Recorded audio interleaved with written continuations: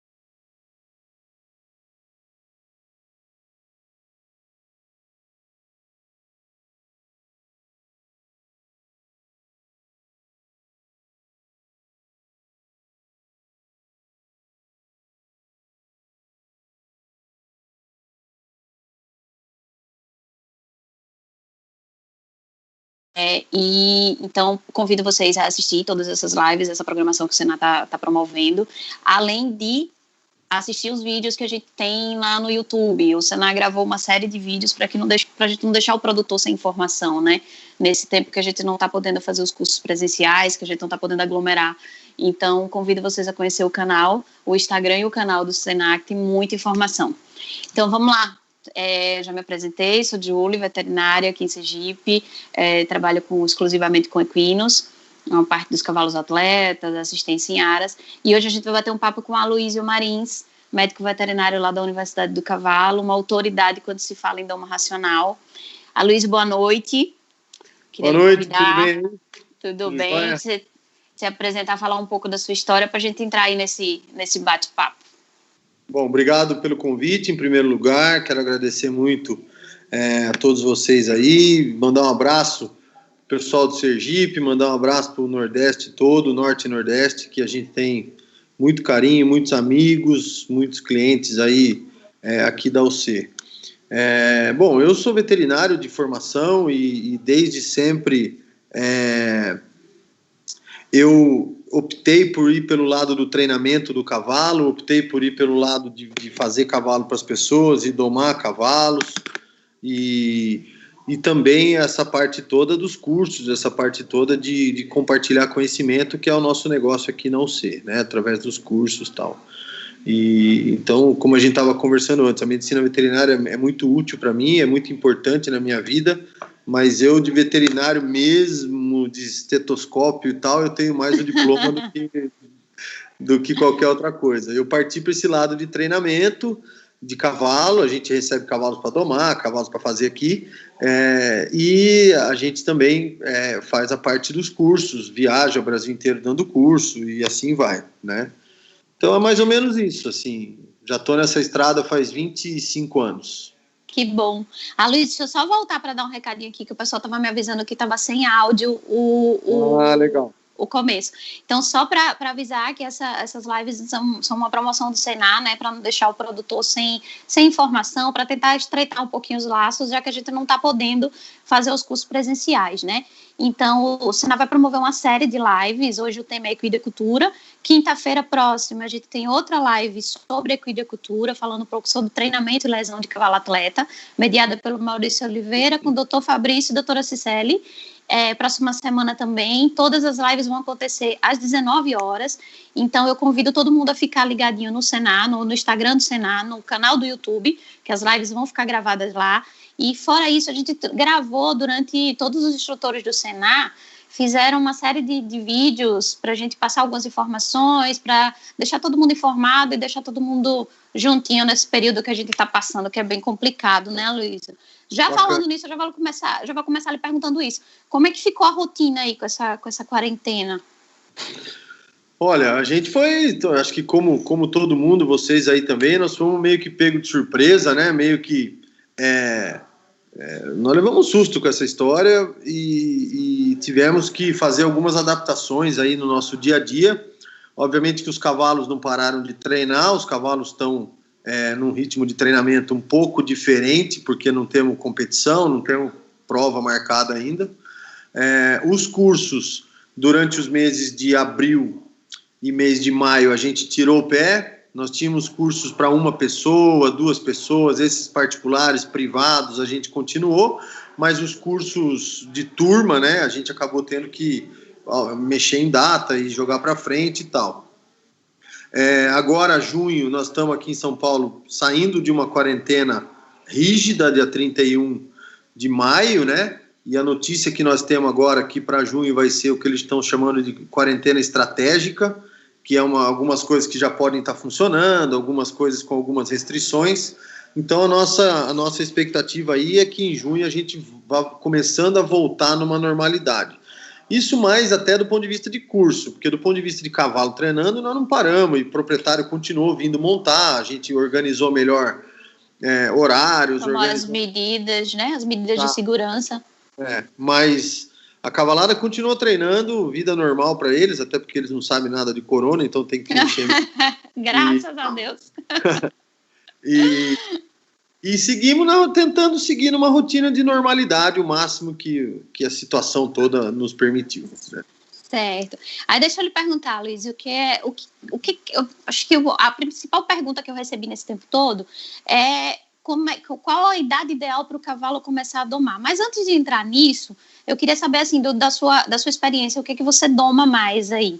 Porque a gente aqui em Sergipe, aqui no Nordeste, o carro-chefe da gente é a vaquejada, né? Então, a maioria dos potros aqui são voltados para a vaquejada. Qual é a sua experiência com esses animais, com essa atividade esportiva, né? Eu aqui a gente doma muito cavalo de tambor, a gente doma muito cavalo de cavalgada e muito cavalo do hipismo, do hipismo clássico, do salto, do adestramento. São os 3 públicos fortes que nós temos. E assim, de verdade, o que a gente busca cada vez mais é não domar especificamente para uma modalidade. É tratar a doma como uma iniciação e direcionar para uma modalidade posteriormente, ali naquele final desse processo todo. A gente entende que a doma é um processo de habituar o cavalo a coisas novas, que ele não está, obviamente, acostumado, porque até então não tinha sela, não tinha montada, não tinha nada dessas coisas.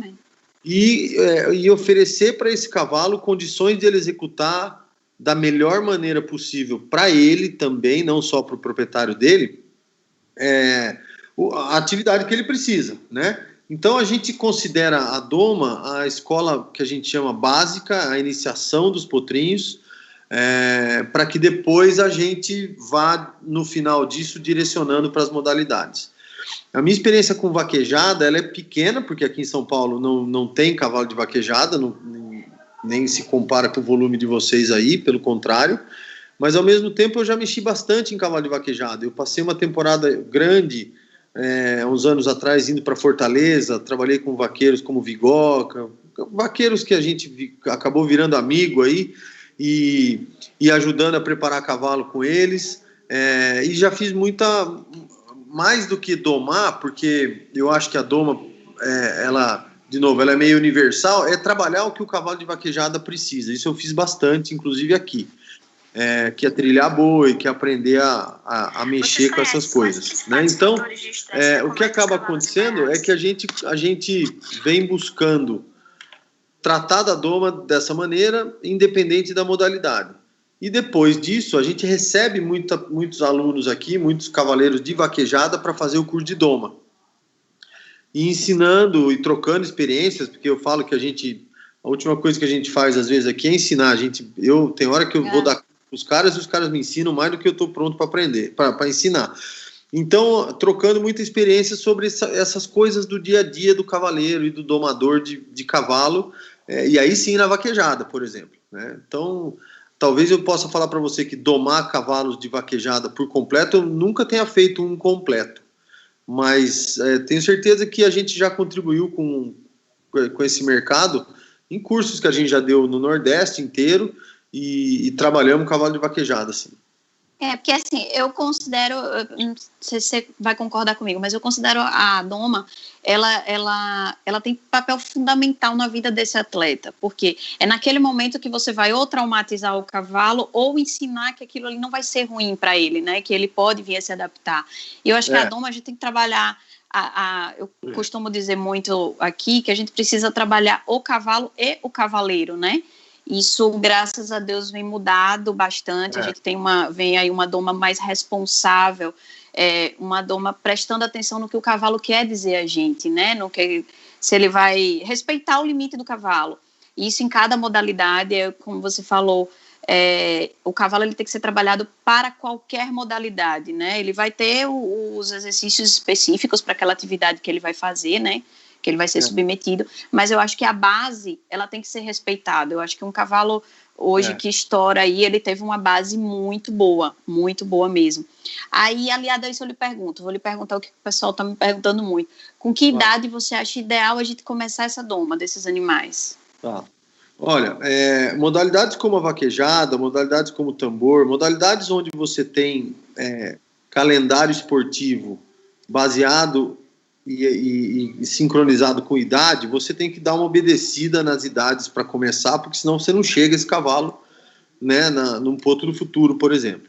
Acho que a vaquejada tem uma vantagem grande, que o potro do futuro de vaquejada são 5 anos, enquanto que o de tambor, por exemplo, são 4 anos, há uma discussão enorme sobre isso. Mas eu, assim, se eu puder escolher, eu começo a domar com 2 anos e meio, 2 anos e 7 meses, em diante. Algumas modalidades e raças me permitem começar aos 3 anos. Isso pode parecer meio estranho, pode parecer meio tarde demais, mas não é. Porque hoje em dia o que eu percebo é que eu domo muito para cavaleiros amadores, eu dou muito para patrão. Sim. E esses caras querem longevidade. O que eles querem muito? Eles querem o cavalo que hoje tem 3, ele quer estar com esse cavalo quando esse cavalo tiver 13. E aí, você sabe melhor do que eu, porque faz a clínica, manter um cavalo saudável na média, né? Quer dizer, claro que nessa timeline aí de tempo acontece alguma coisinha ou outra, sempre vai ter. Mas manter um cavalo na média saudável por tanto tempo é fundamental que você saiba começar, como você falou. Exatamente.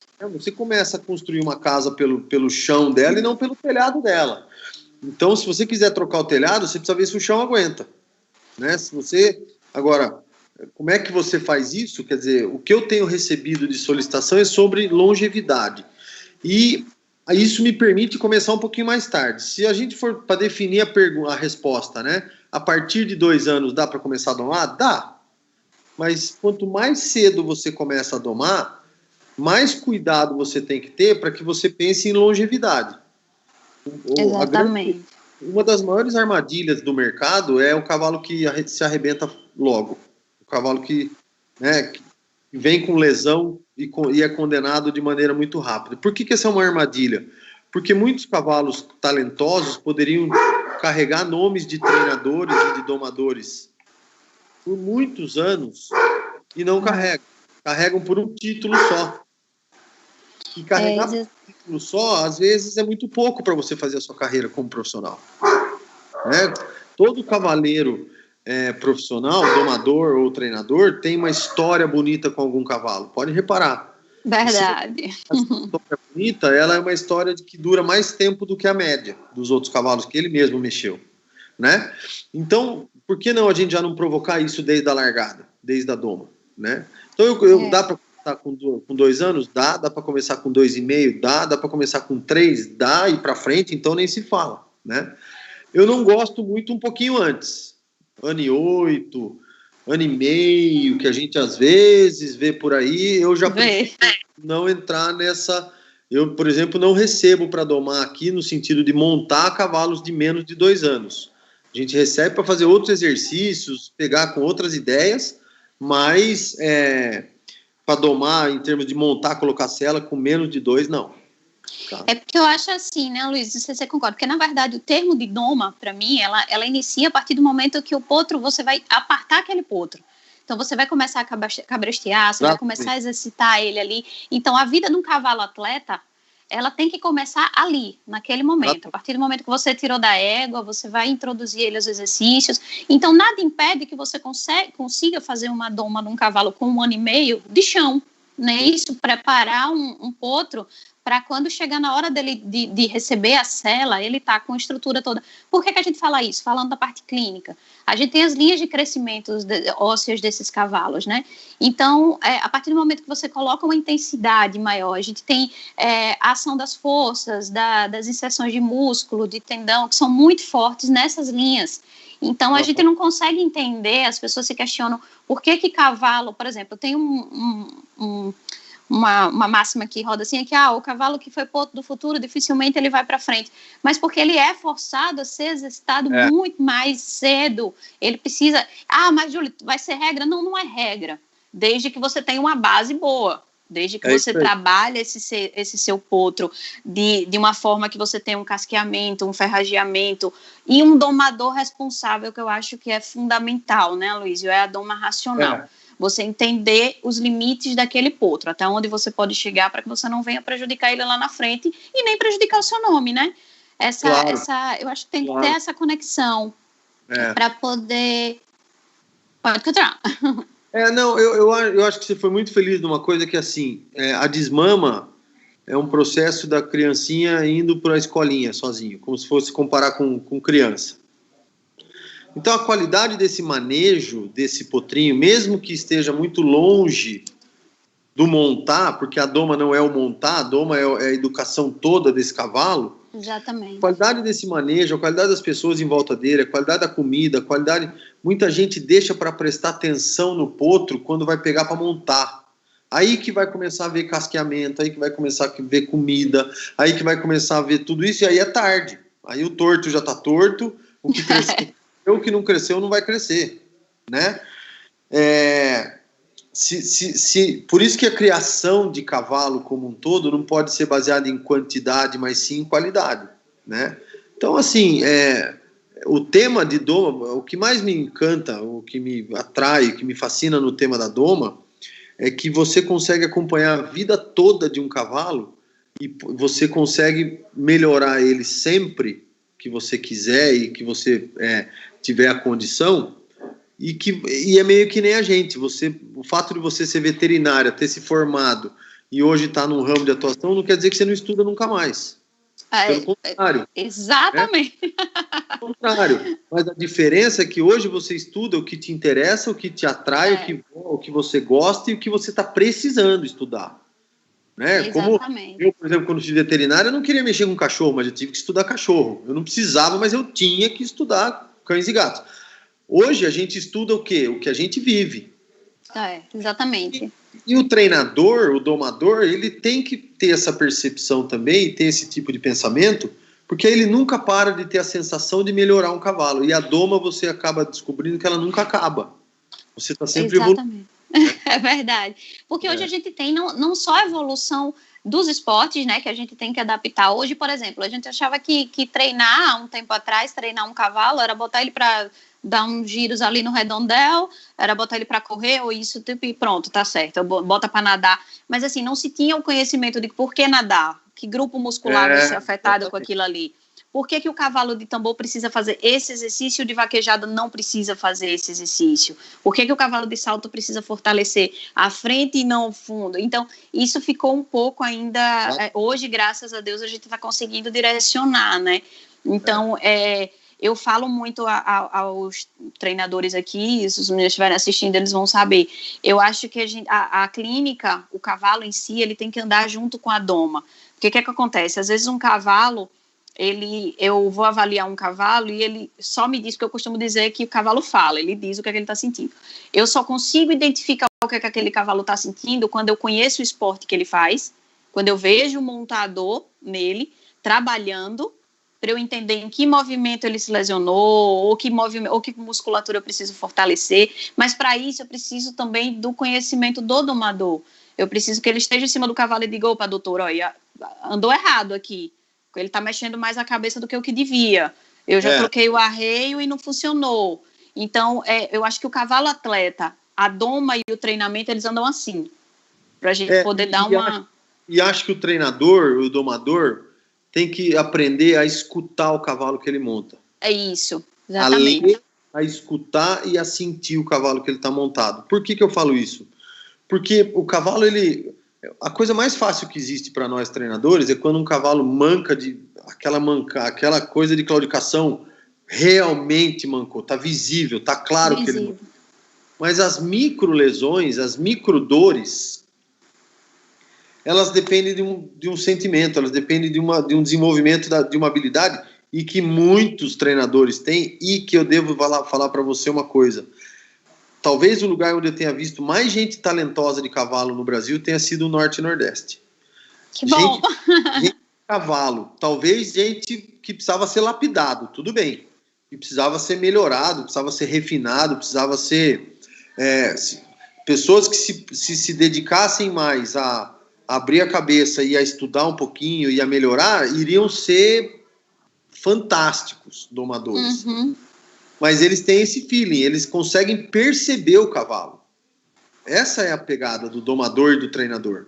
É a percepção sobre o cavalo, e não só, no caso da vaquejada, bateu esteira bem ou não bateu esteira bem. Bateu esteira bem, o que é bater esteira bem?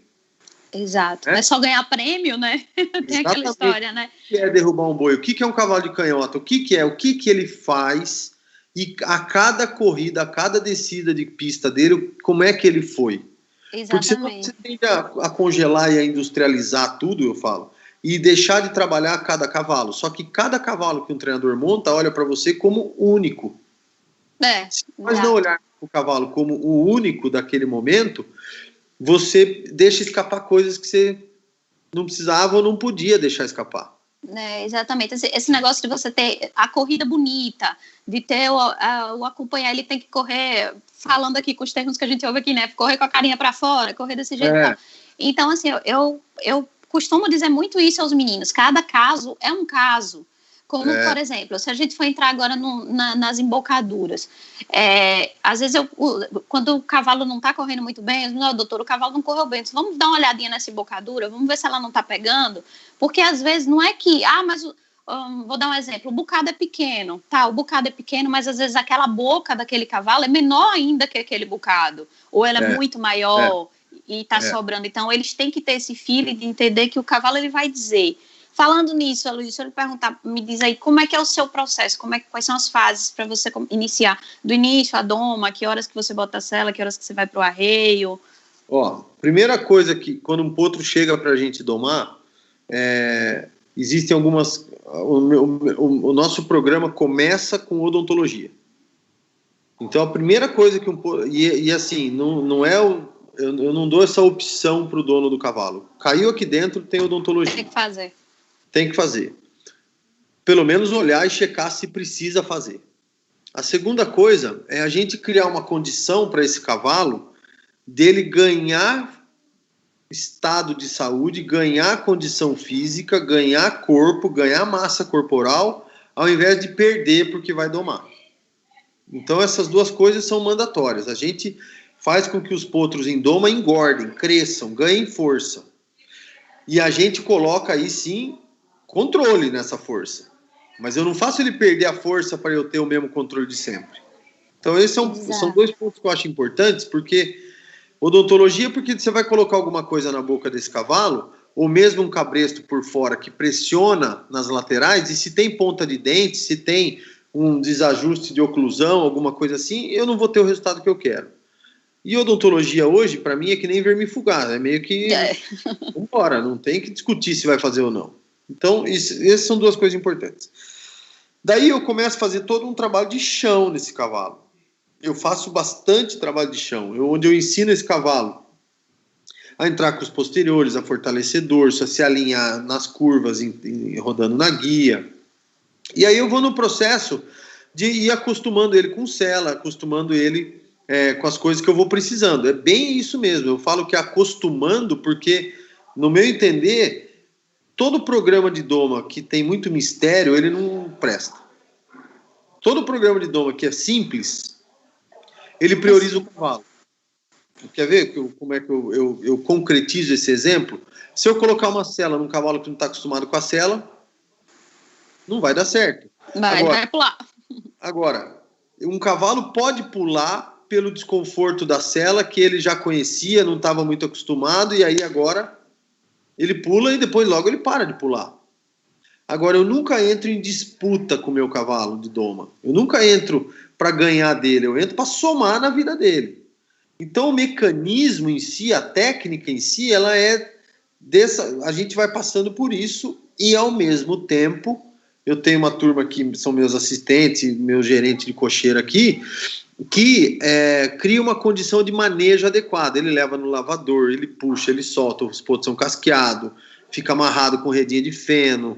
Então não é uma coisa que pega, dá uma carga de trabalho e solta só amanhã. Ele passa algumas horas do dia ocupando a cabeça e dessas horas ocupando a cabeça, o menor tempo é comigo. Porque eu vou todo dia no assunto direto com ele. Hoje eu vou passar bandeira, hoje eu vou jogar uma manta, hoje eu vou montar no pelo, hoje eu vou flexionar um pescoço, hoje eu vou tirar uma garupa, hoje eu vou montar num cavalo pronto e vou puxar você no campo. Hoje eu vou colocar você no redondel para galopar um pouquinho e trocar as mãos, ver como é que você é de equilíbrio. Então a gente vai construindo com o potro a ideia de que tudo certo com relação a mim e com relação às coisas que eu estou propondo para ele. Essa é uma das razões, por exemplo, que para domar um potro aqui, a gente pede 4 ou 6 meses. Menos que isso a gente não recebe potro aqui.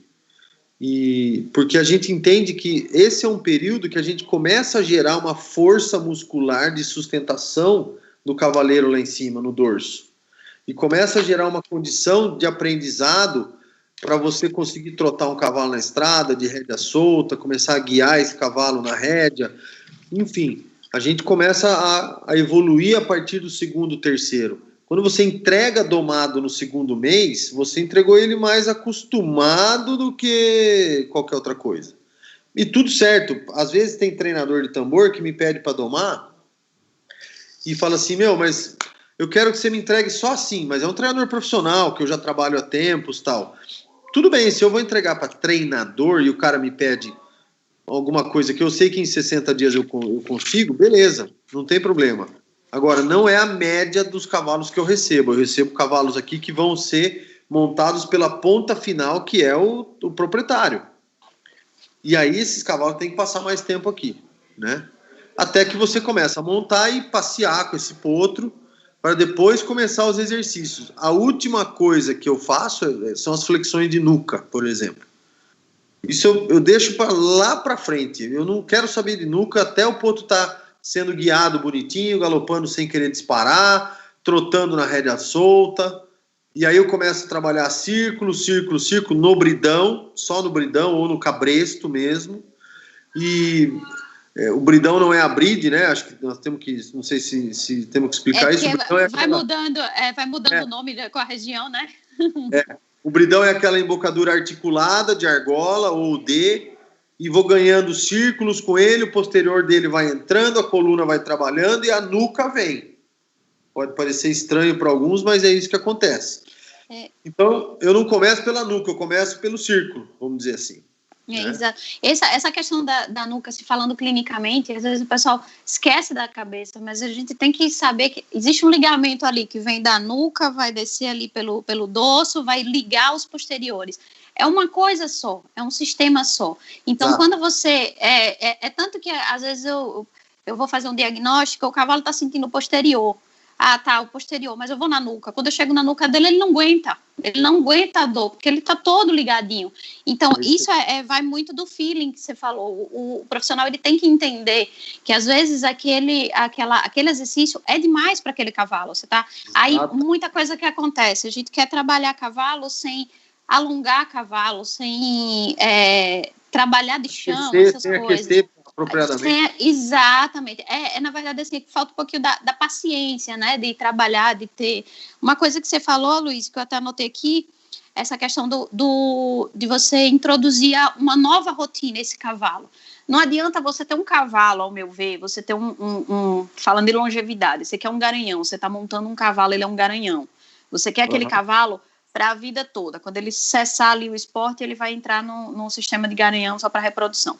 Mas não adianta você ter um atleta que você não pode viajar num caminhão que ele vai quebrar o caminhão todo, que você não pode levar para uma vaquejada, que ele não pode ir para o banhador, que ele vai acabar com o mundo, que ele não vai saber subir e descer de um caminhão. Então, eu acho que a doma entra também nisso, como você diz, ele vai para o banhador com os meninos, com seus assistentes, ele vai caminhar, ele vai passear. Então, acho que a doma, ela tem que englobar tudo isso, né?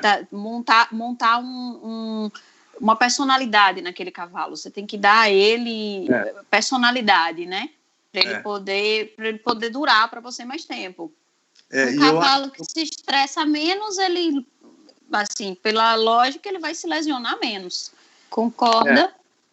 É isso, exatamente, concordo 100%. E acho que equipe é importante, acho que quem mexe além do treinador é muito importante.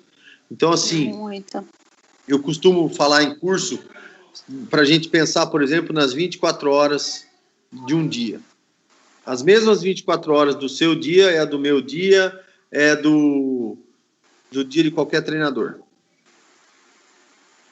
Se você tirar 2 horas de treino entre encilhar um cavalo, levar para a pista, treinar, voltar, dar banho, tira 2 horas, das 24 sobram 2.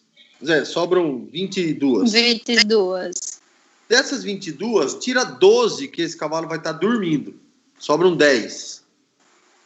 Essas 10 que ele não está dormindo e não está com você, treinador, com quem que ele está? Fazendo o quê? De que forma? Com que nível de qualidade? Como é que você põe uma equipe de tratadores? Como é que você põe uma equipe de assistentes? Como é que você põe uma instalação de qualidade, uma cama bem batida, um feno de qualidade nessas 10 horas para ele viver? Porque pense uma coisa comigo, a gente cria 10 horas mais 12 horas dele dormindo com qualidade para a gente curtir, para a gente fazer o que a gente mais gosta por 1 ou 2. Verdade.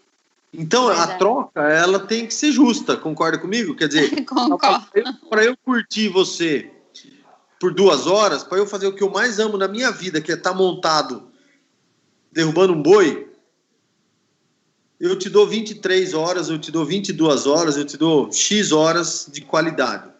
Qualidade de comida, qualidade de assistência, qualidade de instalação, qualidade de tudo. Essa é uma troca que a gente às vezes não pensa. Exatamente. A gente só quer o resultado ali na hora, naquela hora ou 2 horas que você quer curtir o seu, que você quer ter o prazer. Né? Mas por que não pensar, talvez, que o cavalo também pode gostar de estar trabalhando e que esse cavalo tem que morar bem como um todo. Ele tem que ter um meio de vida com qualidade. Tem que valer a pena, né? O que ele faz tem que valer a pena. Então eu vejo assim, o cara chega do treino, entrega na mão de um cara, o cara já vai, tira aquela tudo na correria, já põe numa água, já bate aquela água correndo, às vezes é com a VAP, que já é para tudo logo, e não sabe por que o cavalo do cara é quente. Exatamente. Isso é um problema que a gente tem, que a gente vai tá melhorando, vou dizer você que tá melhorando com esse tempo que a gente veio acompanhando, com as mudanças que a vaquejada teve que sofrer por conta desse processo todo que a gente passou, né? Essas coisas estão melhorando. Então, a gente tem hoje cavalos, tem garanhões com índoles muito boas. Tem cavalos, semana passada eu fui atender num parque, eu cheguei, tinha um cavalo inteiro solto, caminhando lá pelas coisas, eu achei aquilo o máximo, porque ele sabia o limite dele, sabia até onde ele podia ir e tal. Então, eu acho que isso é de fundamental importância quando você pensa em domar um cavalo. O cavalo que foi bem domado, que ele foi bem tratado, que ele aprendeu a não ter medo de gente, ele vai lhe dar muito mais alegria, isso aí é fato.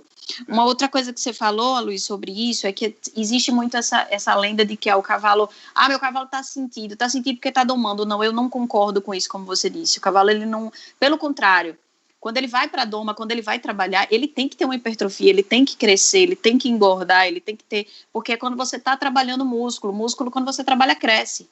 Então, você precisa os grupos musculares, eles precisam estar bem nutridos, eles precisam estar bem trabalhados. O atleta, eu costumo comparar muito com o jogador de futebol. O jogador de futebol, ele não para. Nem quando ele está doente, ele para. Ele tem que treinar, porque a partir do momento que aquela fibra... não tentar falar no popular para todo mundo entender, quando aquela fibra desacostuma aquele trabalho, quando você vai voltar e você não quer ter mais aquela paciência de voltar devagarzinho, aí vem as lesões, né? E é o que nós estamos vivendo agora na quarentena. Não tem prova para ir com os cavalos. Exatamente. E agora? Quem tem programa de trabalho bem definido sabe o que está fazendo. Exatamente, é isso que eu queria lhe perguntar. O que é que você terminou a doma lá? Vamos colocar aqui um cavalo de tambor, a gente ainda tem muito tambor aqui. Você terminou a doma, entregou o cavalo, o que é que você recomenda para aquele cavalo? Você diz, eu estou lhe entregando agora com você. O seu programa de exercício, quantos dias, quanto tempo, mais ou menos? Quando eu entrego os potros para proprietários, eu gosto de passar um pouco... Primeiro, eu gosto que o proprietário viva o potro dele comigo aqui. Então, quanto mais o proprietário vem ver o potro dele trabalhar e assim, no finalzinho ele até está montando esse potro e já entendendo esse potro, como ele opera tudo. Recém-saído dessa primeira fase, é importante que o potro ganhe cancha de prova, ganhe experiência de prova, ganhe vida esportiva como tal. Então eu gosto de levar esses potros, eu recomendo levar esses potros em provas, mas não para ganhar, mas sim para passear. E a semana deles ser dividida entre um pouco de trabalho de chão, um pouco de trabalho montado, mas a última coisa que ele tem que ficar fazendo é a atividade principal dele. Então um potro de tambor não tem que ficar virando tambor todo dia. O potro de tambor tem que trabalhar ele tem que trabalhar as partes do corpo dele que vão ser acionadas para que na hora que ele vire um tambor, ele tenha força, qualidade, agilidade e flexibilidade. Então, muito passeio, muita estrada, muito trabalho de condicionamento físico, trote, galope e tal. 1 ou 2 vezes por semana, uma passada na pista, não muito rápida. E outros dias da semana, além da folga, exercícios montados... Por exemplo, no cavalo de tambor, que você tem que fazer muito círculo, tem que estar sempre alinhado nesse círculo, né? Então, imagina que um potro em doma, ele tem que fazer um círculo enorme e alinhado. E o cavalo terminado de tambor, ele tem que fazer com o mesmo alinhamento um círculo fechadinho, né? Então, é mais fácil ele fazer um círculo alinhado, aberto e descontraído, tal, do que o fechado. Em compensação, eu tenho que criar essa condição para ele fazer o fechado, descontraído e alinhado. Isso não é só na doma, porque o cavalo pós-doma também se perde, se ele não tiver uma coerência de treinamento. Exato. Eu acho até que a influência do montador também nisso, né? Às vezes a gente tá montando, eu corri tambor também um tempo, mas às vezes o erro nosso em cima atrapalha um pouco ele, né? Então ele tem que saber voltar e a fase mais complicada de um cavalo não é a doma, é quando ele é jovem ainda e não é pronto. Que vai ali dos seus 4 aos seus 8. É a fase de maior instabilidade de um cavalo. Por quê?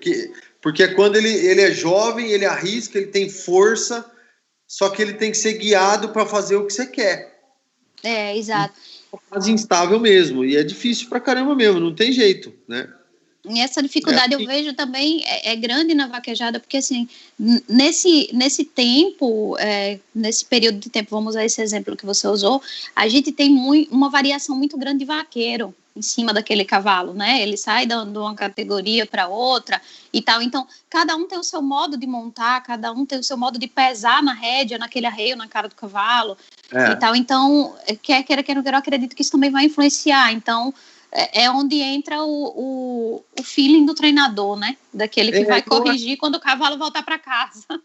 Eu acho que quando acontece isso, o que todo treinador deveria pensar é que a gente tem a obrigação de deixar o mais fácil possível para o cavalo fazer. Então, de novo, eu volto naquela história. Quanto mais mistério eu vejo, quanto mais ferramenta que vai e volta as rédeas, passa para lá, passa para cá, mais você está dificultando para o cavalo fazer. Porque, para você ter uma ideia, grande parte dos movimentos que um cavalo faz quando a gente está montado, ele já faz solto. Exatamente. Um rollback, um spin, um esbarro, abrir um galope, fechar um galope, trocar de mão. Exatamente. Né? Então, o que ele não faz? Por que ele não faz com você? Porque ele tem que se acostumar com o seu peso, com o seu centro de gravidade. Nós somos energia viva em cima do cavalo.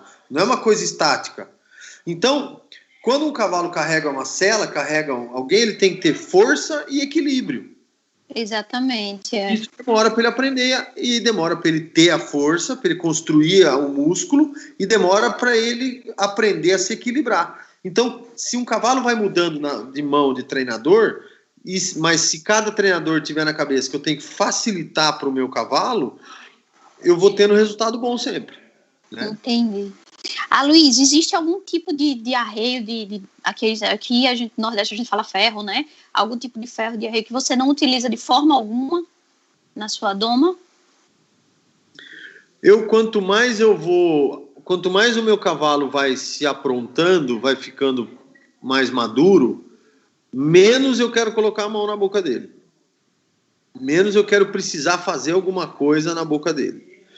Então eu tenho duas vertentes. Eu tenho uma vertente, por exemplo, que me permite colocar quase nada na boca dele, uma embocadura leve, um freio levezinho, um bridão tranquilo e trabalhar com contato leve, acionar ou desacionar isso daí quando eu preciso.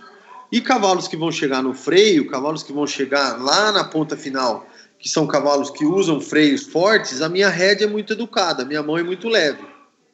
Então, para te responder assim, se tem alguma coisa que eu nunca uso, não é por causa da técnica, mas sim pela característica de cavalo, ou por causa da ação, mas sim pela característica de cavalo que eu domo aqui.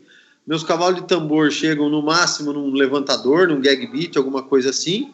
Meus cavalos de salto chegam num bridão e meus cavalos de equitação de trabalho ou cavalgada chegam no freio. Agora, é uma construção, né? Eu tenho que ficar construindo esse cavalo para que ele aprenda a carregar essa embocadura, para que ele aprenda a não reagir. Eu, por exemplo, não gosto de cavalo que abre boca, não gosto de cavalo que sobe a cabeça, não gosto de cavalo que para de mão, não gosto de cavalo que apresenta essas reações que muitas vezes são ocasionadas por mãos pesadas na hora errada, com a ferramenta errada. Né? Eu costumo dizer muito aos meninos, eu digo que vocês têm que pensar que o cavalo, ele tá ali, na hora do esporte, ele tem que pensar que ele não pode errar, porque ele tem, como falou na vaquejada, ele tem que acompanhar o boi do lado dele, ele tem que saber a hora que ele vai trocar de mão na faixa para ele derrubar o boi, ele tem que saber, aliado a isso, ele tem que pensar também no que o cara tá fazendo na rédea, na boca dele. Então, é muita informação para aquele animal. Então, como você falou, o quanto puder facilitar para o cavalo, melhor, o rendimento dele vai ser muito maior, porque ele precisa ficar focado ali, ó, eu preciso chegar ali, abrir a mão na hora certa, deixar meu boi e sair, né? Então, quando a gente acaba se perdendo em cima, a gente bota o trabalho todo a perder, né?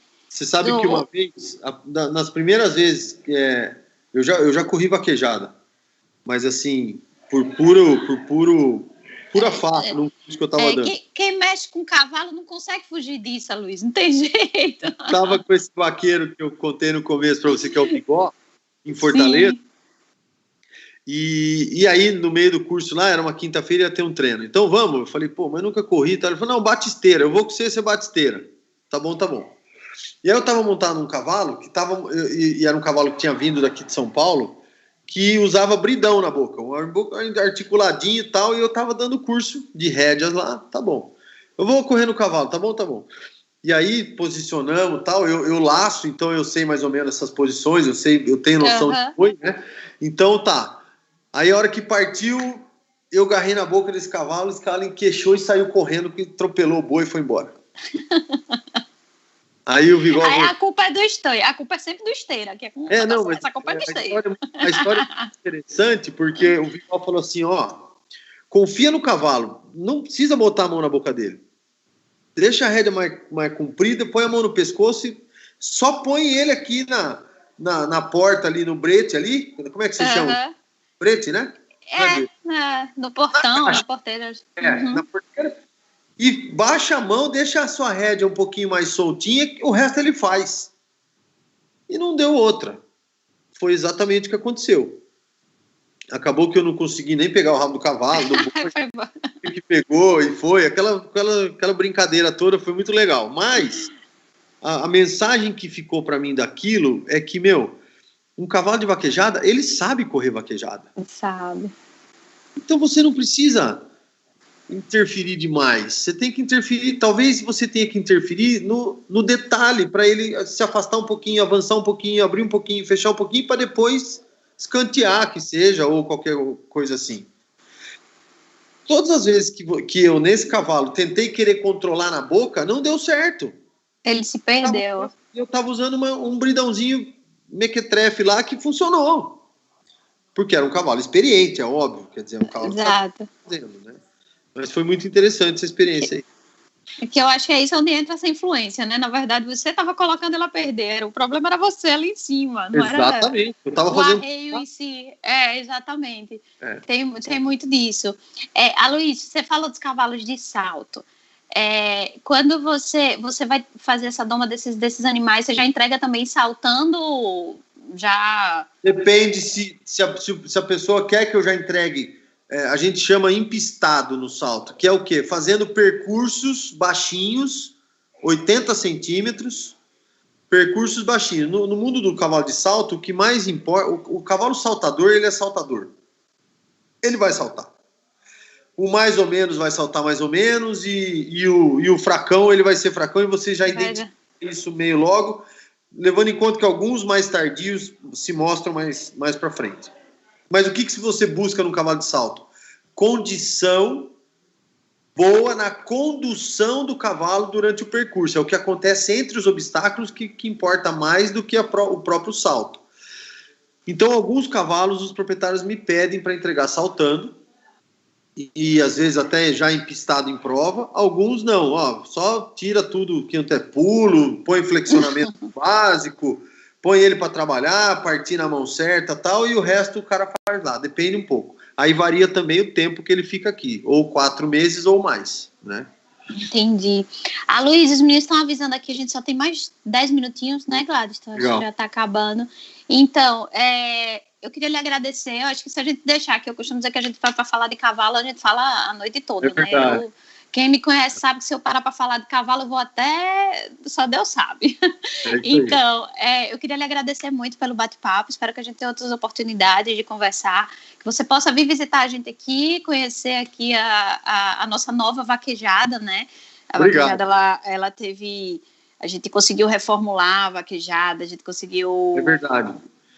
Você sabe que na a vaquejada foi o esporte que mais evoluiu nesse quesito, você sabia disso? Exatamente. Ainda tem um certo preconceito, a gente luta ainda com esse preconceito, mas mudou muito, mudou a cabeça dos donos, mudou a cabeça dos treinadores, mudou principalmente...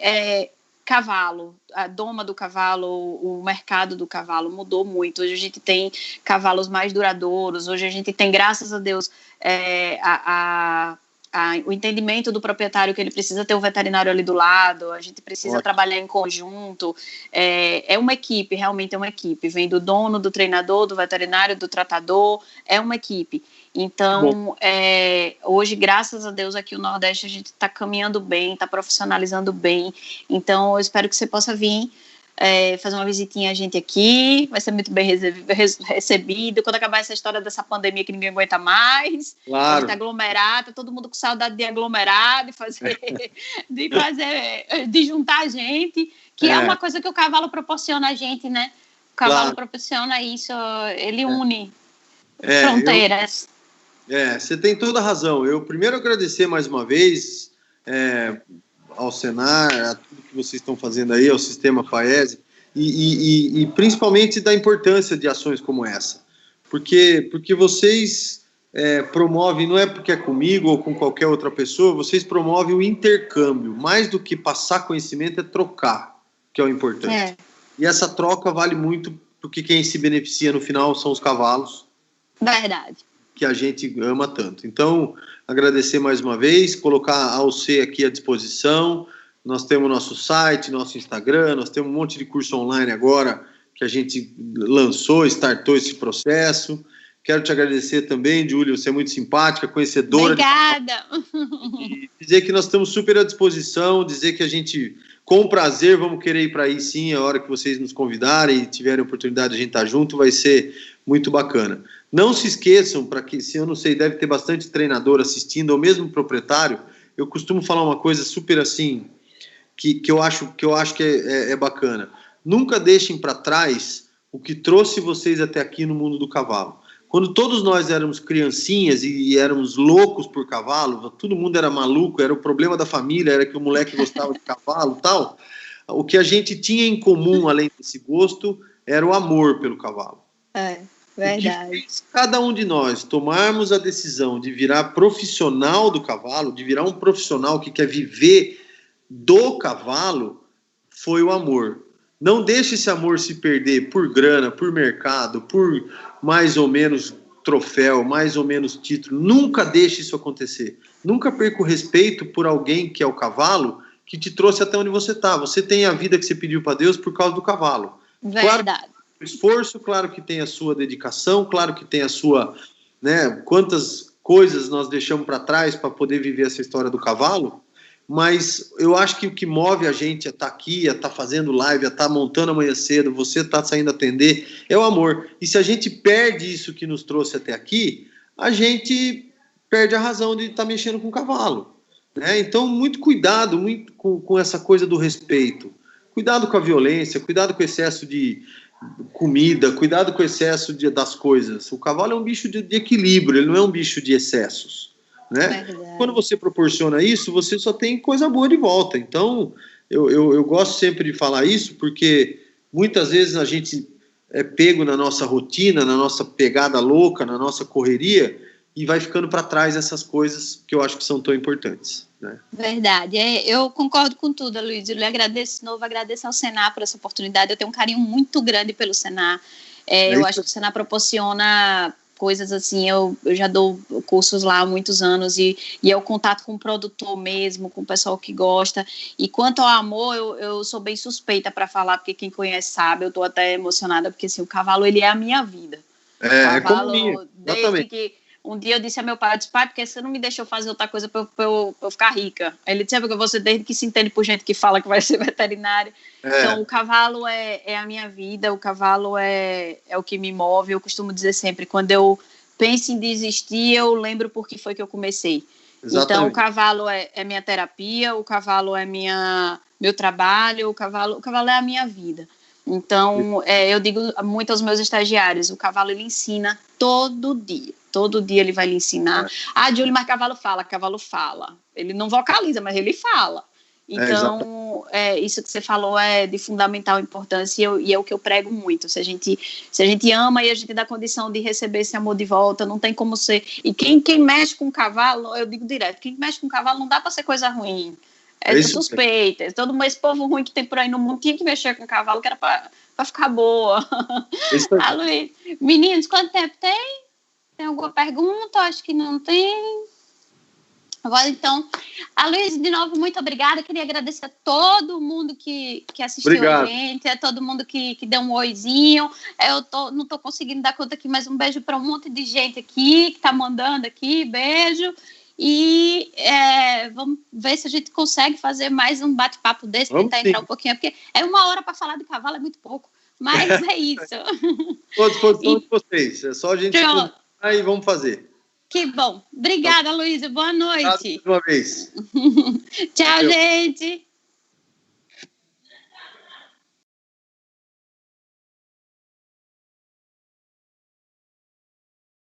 Vocês conhecem quais os principais fatores de estresse que acometem os cavalos embaiados?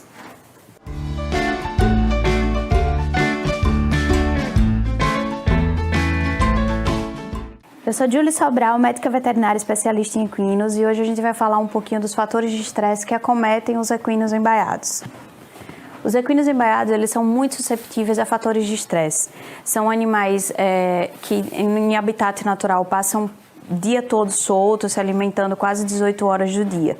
Quando a gente traz eles para a baia, a gente fornece alimentação em horários adaptados, a gente tem um tratador para aquele cavalo. E o que acontece? Essas mudanças, depois que a gente ensina o cavalo a comer naquele horário, a treinar naquele horário, a banhar naquele horário, quando a gente faz algumas mudanças em relação a isso, o equino ele sente bastante. Então, coisas que a gente pode fazer para diminuir essa condição de estresse. Toda mudança, ela tem que ser passada aos equinos, principalmente mudança de tratador. O cavalo, ele se adapta à pessoa que cuida dele, que trata dele. Então, a mudança da alimentação, principalmente, ela tem que ser feita gradativamente para que esses equinos não venham a sentir.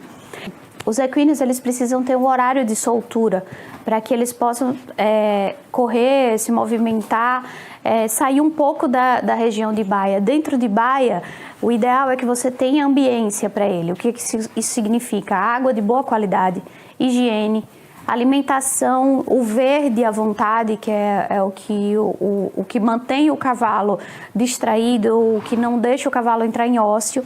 Então, fornecimento de sal mineral e todo esse enriquecimento ambiental, uma cama de boa qualidade para que o equino não venha desenvolver síndromes de estresse. Alguns vícios que ele acaba adquirindo, então, como a aerofagia, que é o engolir ar, a coprofagia, se alimentar das fezes, a dança do urso, quando o cavalo começa a se movimentar dentro da baia num ritmo como se fosse uma dança realmente. E o pior deles é a agressividade. Alguns cavalos tornam-se muito agressivos e perigosos para quem vai zelar dele, para os tutores, para isso. Então, o ideal é que a gente faça esse enriquecimento ambiental, tenha uma rotina para esse cavalo, para que isso não venha a ser causado e não venha a causar um prejuízo maior na criação.